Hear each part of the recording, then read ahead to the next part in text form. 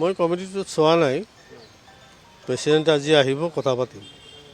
আৰু এতিয়া গৌৰৱ মানে যুৱয়ানমে এখন নতুনকৈ এখন কমিটি বনাই দিছে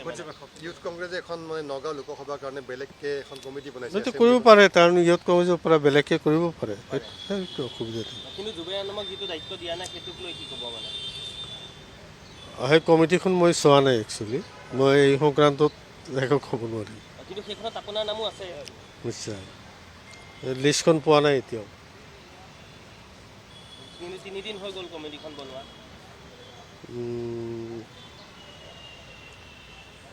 মই আহিলোঁ ৰাজীৱক খবৰ কৰোঁ বিৰোধী দলৰ প্ৰতি নিৰ্বাচন কেতিয়ালৈকে বাছনি কেতিয়ালৈকে হ'ব কাৰণ আজি আমাৰ পৰ্যবেক্ষক আহিব পৰ্যবেক্ষক আজি আহি বিধায়কসকলক লগ পাব তাৰপিছতে পৰ্যবেক্ষকে কি সিদ্ধান্ত লয় তেওঁৰ ওপৰতে কেতিয়া আহিব তেওঁ আজি আহিব সন্ধিয়া বহিব আপোনাৰ আমি এতিয়া তেওঁ ঠিক কৰিব কিন্তু আমিতো এনেই মিটিং আমাৰ আছে 7টা বজাত CLP ৰুমত অল্ড যিটো আমাৰ এছেম্বলি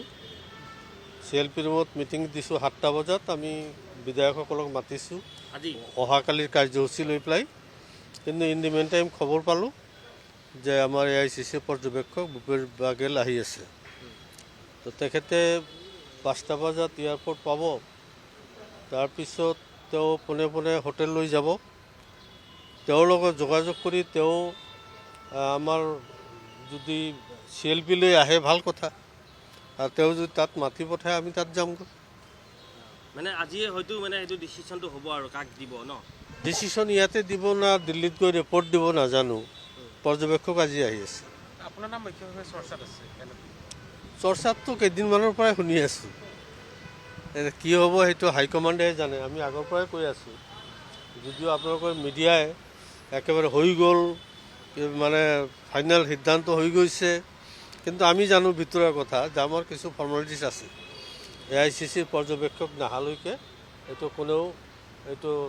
ঘোষণা কৰিব নোৱাৰে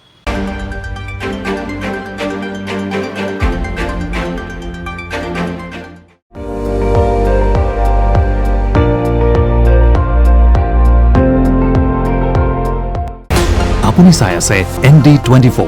সৰ্বশ্ৰেষ্ঠ নহয় সৰ্বোত্তমৰ দৌৰত